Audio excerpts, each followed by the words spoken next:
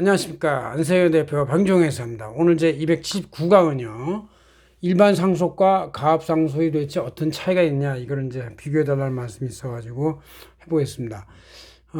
일반 상속은 그냥 일반 자연인의 상속, 일상 생활 경제인의 주로 아파트나 땅을 많이 가진 부동산, 또 금융재산, 주식 가진 분들의 재산인데, 기본적으로 일반 상속에 대해서 일괄 공제 5억, 자녀, 배우자 공제 5 내지 10억 해서 이제 10억 내지 35억이 적용되는 것이고, 금융자 상속 공제가 20%, 2억까지, 동거봉야 일체 상속 공제가 6억 있습니다. 그러니까 공제가 되는 것이 일반적이에요.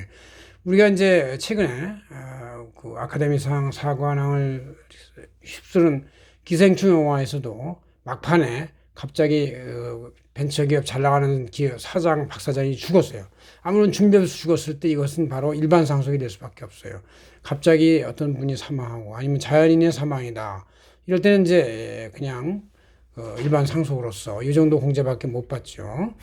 그러나 이제 가업을 하다가 나중에 가업 상속을 받는다든가 자녀한테 분산해서 미리 선징여를 한다는가 하면 이제 뭔가 상속세를 많이 줄일 수가 있는 가능성이 있다. 그런 얘기죠. 그래서 우리가 이제 그에 대한 대응 개념으로 가압상속공제를 이제 알아보는 거예요.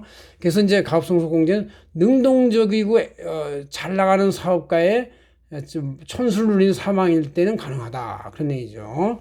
그래서 기본적으로 이제 기업가들, 개인 사업자도 됩니다. 법인, 중소기업, 중견기업, 대기업, 상장 대기업은 큰 건 안 되고 이제 그보다 작은 것들 되는 것인데, 이럴 때 가업의 가치를 평가를 하려면 가치평가가 상속증여세법상 가치평가에 대해서 방법이 있어요. 그래서 순자산 가치는 자기 자본의 40%를 하고 수익가치에서 최근 3년간 평균이익의 10배, 이게 10%의 할인율로 해서 10배라고 그러는 거예요.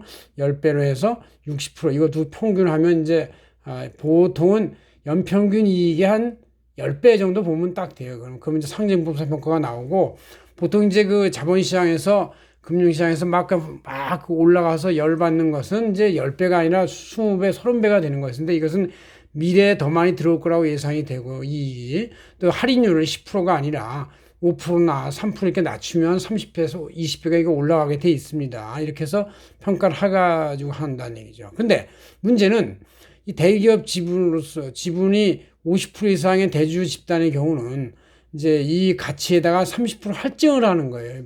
가치에다 할증을 해서 세율을 50% 정도를 매기니까 우리 전 시간에 쭉 올라가면 상속공제 10억을 뺀 나머지 30억 초과되고 40억 되면 그때부터는 세율이 50%라고 그랬죠. 50%에다가 요 할증 평가 30%까지 더하면 세율이 65%가 된다, 이런 얘기. 그래서 이제 한국의 상속세율이 너무 높아요. 65%가 됩니다. 바로 이게 원래는 50%인데 이 할증 평가 때문에 65%가 된다. 130%가 되니까. 그런 얘기예요. 그러나 가업성세공제를 적용하면 이렇게 10년 이상 그 창업자가 경영한 경우는 200억을 공제하고, 20년 이상 경영한 경우는 300억을 공제하고, 30년 이상 경영한 경우는 500억을 공제하는 이런 혜택이 굉장히 좋게 되어 있습니다. 그래서 대부분의 중소 중견기업에 이제 평가 가치를 예시에 이제 적용을 받을 수가 있는데, 이제 이 가치가 왜 나오느냐에 대해서 아까 이제 이익의 10배라고 했는데, 이 기업을 한번 봅시다. 우리가 보통 이제 어떤 창업자가 열심히 한 20년, 30년 경영을 하면 이제 웬만한 자영업 음식점이 아닌 한 매출액이 4,500억대 올라갑니다. 그럼 어느 정도 정상적인 회사들, 좋은 회사들은 순이익률이 한 10%쯤 돼가지고 50억 정도의 매년 이익이 나와요. 이게 이제 누적이 되기도 하고 이제 배당이 되기도 하는데, 어쨌든 누적이 됐을 때 10배를 하면 500억 가치가 나온다는 얘기죠.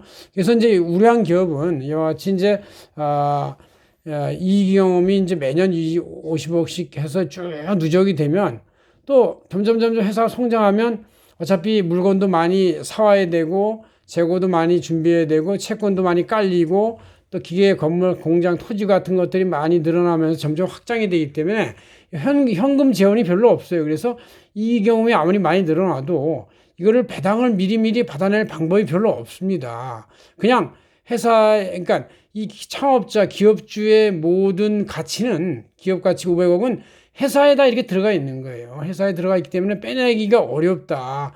그동안 이제 물론 자기가 월급을 받아서 빼낸 건 있겠지만 월급 자체는 또 많은 세금을 내야 되기 때문에 뭐 많이 잡지도 않고 배당도 뭐 배당소득세에다가 이런 거 많이 낸다고 해서도 안 해요. 왜냐하면 여기 있는 임금을 배당하게 되면 어떻게 되냐면 배당 종합소득세율이 이제 최고 세율인 42%에 1.1배인 46%쯤 내요.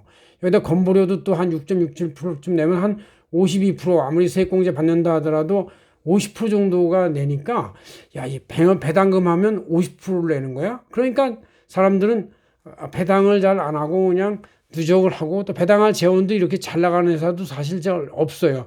너무 잘 나가기 때문에 이런 것들이 점점 성장하니까 없어요. 그래서 이제 이렇게 보통 기업으로 차라리 배당을 좀 빼내고 많은 배당을 빼내서 좀 줄이고 임금을 줄이고 부채를 50% 조달해서 이제 하면은 이제 이자가 나가니까 아무래도 이렇게 500억 기업 가치가 안 나오고 250억 기업 가치만 나올 거예요. 적당히 배당하고. 그러나 이제 불량 기업은 어떻냐면 이렇게 이제 열심히 해도 차입금 조달하다 이자 갚고 뭐하고 하는데 이익이 잘 안 나. 이자로 나가기 때문에 그런 것도 있고 또 아까처럼 매출액의 10%의 순이익률이 안 나오고 막 0%밖에 안 나오고 마이너스가 나오고 결손이 나오면 이게 얼마 안 됩니다. 그래서 이런 회사들은 평가를 해봤자 기업 가치가 0이나 10억 내지 뭐 엄청나게 낮아가지고 부채에 시달리기 때문에 이게 별로 이렇게 별볼이 없어요. 그래서 이런 상태를 우리 세계를 비교해 볼 수가 있는 것이죠. 자, 우리한 기업에 대해서 500억까지 가치가 평가가 나왔다고 치면은 이제 우리가 가업상속을 할 수가 있는데 가업상속할 때 그 요건이 있어요. 여기 이제 해당하고 비해당이 있는데 돌아가신 분의 요건으로서는 이거 제조나 도소매, 음식, 숙박 이런 것을 해야 됩니다.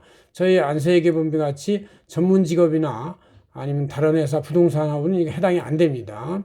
연매출 3천원 이하의 중소 중견까지만 해당이 되고 연매출 3천원 추가하면 당연히 안 되고 대기업은 이제 해줄 이걸까지 보호해줄 필요가 없다. 세금을 내라 뭐 이런 뜻이에요. 그러나 중소기업은 이렇게 회사의 자금이 다 잠겨 있으니까 돈도 없기도 하고 또 중소기업을 보호하진 차원에서 중소기업은 또 가업이 승계가 안 되고 그냥 내버려 두면 경쟁자한테 팔려가지고 회사가 없어지거나 해외 중국 회사나 뭐 미국 회사에 아예 먹혀가지고 그냥 회사 없어 흑자도 그냥 없어 뭐 몰락하는 경우가 생기기 때문에 이쪽을 보호해줘서 그런 것이다는 얘기죠.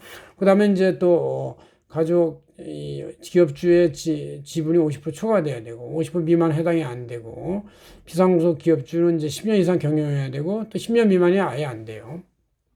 이게 이제 비상속이냐 뭐 돌아가실 때까지 열심히 하니까 이 요건을 잘 지켰다고 치지만 상속인 요건이 또 중요합니다.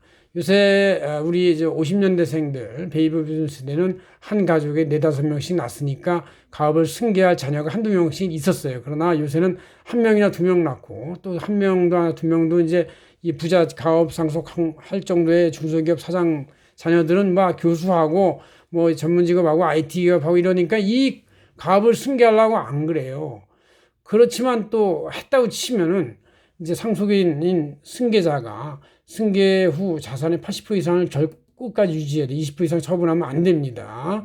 2년 전에 입사해서 2년 내 대표이사 취임해. 재무 경영을 쓰면 안 되고 2년이 또 안 되고 갑자기 들어가신 경우 안 돼. 아까 그 기생충에서 박 사장 같이 갑자기 우가적 그 생각 아니 물론 이제 여러 가지 그 빈부격차에 의한 갈등이 심각하게 머릿속에 있어서 이제 죽이게 됐지만 그래도 그 사건 자체로 볼 때는 자기가 칼을 준비해 간 게 아니니까 우발적 이 사건이 맞죠. 갑자기 죽으면 이제 이게 또 안 되는 거예요. 이게 승계 지분을 계속 유지해야 되고 그러니까 지분을 아버지로부터 50% 받았으면 50% 이상 유지해야 되고 총 인력의 80% 이상 고용 유지를 해야 되고 정규직 100% 기준 유지해야 돼요. 이렇게 하면 승계받은 입장에서 볼 때 그 상속인 자녀가 이 기업을 다시 구조조정을 통해서 재발전시킬 수가 없죠. 그래서 이제 굉장히 고민이 되는 거예요. 그래서 이제, 야, 이런 요건을 한다는 얘기는 내가 그 굴뚝 제조업을 그냥 끝까지 가져가서 아무 꼼짝도 못하고 사람들 AI도 못하고 인터넷 뭐 이런 것들로 해서 기계 장치를 로봇으로 대체해야 되는데 그것도 못하고 그냥 끙끙끙 앓다 보면 회사가 이제 점점 가치가 떨어지고 또 돌아가신 분은 창업주니까 끈기를 통해서 이 회사를 성립시켰지만 상속에는 그런 끈기가 좀 부족해가지고 어떤 새로운 혁신적 생각이 아니면 회사가 내려가서 망할 수가 있어요. 그래서 이렇게 이 상속인 요건이 굉장히 만만치 않기 때문에 가업 상속이 말만큼은 잘 일어나지 않더라고요. 그래서 이게 권할 만한 것이지만 죽을 때 판단해야 되기 때문에 그때 어떤 상황이 벌어질지 몰라서 이게 힘들다. 그래서 우리는 보통 미리 지분을 선정하고 아니면 창업할 때 자녀들이나 가족들한테 골고루 지분을 분산해서 하고 그다음에 평소에 배당도 꾸준히 이렇게 내내고 그중에서 이제 지분이 낮더라도 자녀한테 차등 배당을 통해서 하면 된다. 차등 배당을 하면 이제 이 종합소득세 50% 가까이 하고 증여세 한 50% 해서 이제 75% 정도 나가는 거를 한 번으로 막을 수가 있어요. 그러니까 70%좀 낼래, 50%좀 낼래. 이게 바로 이제 차등 배당할래. 차등 배당 안 하고 그 대주주가 배당 받은 다음에 어느 정도 쓰고 난 나머지를 자녀한테 주면 총 세금 부담은 70%가 되는 것이고 차등 배당을 하면 50%쯤 되는 거예요. 이렇게 이제 이 가업상속이라는 것은 창업자 요건도 중요하고 승계자 요건도 충족하고 사후 관리가 이렇게 굉장히 엄격하기 때문에 업종의 변경이 불가능하고 구조조정이 안 되기 때문에 나중에 AI나 로봇 이런 생산 변경이 불가능하다. 그래서 이제 기업 가치가 높은 경우가 대비해서 미리 배당을 해가지고 그대로 준비하는 것이 좋겠다. 아니면 창업할 때부터 지분을 분산해라. 이런 것이 이제 저희들이 컨설팅 해주는 중요한 쟁점이다. 그런 말씀입니다. 고맙습니다. 한성현 대표 박인종이었습니다.